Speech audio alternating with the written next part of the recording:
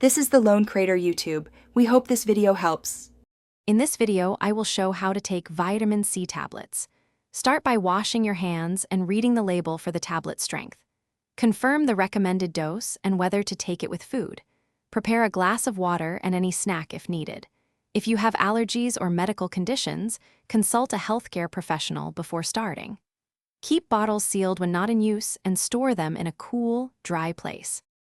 Begin by checking the dose and selecting the best tablet form for you, such as chewable, tablet, or effervescent. Sit upright with a full glass of water to ease swallowing and reduce reflux risk.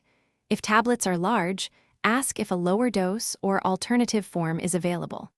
Swallow tablets whole unless they are chewable or designed to dissolve.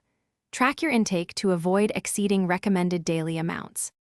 Pay attention to safety by following label directions and checking interactions with other medications. Avoid exceeding the recommended daily amount to reduce side effect risks like stomach upset or diarrhea.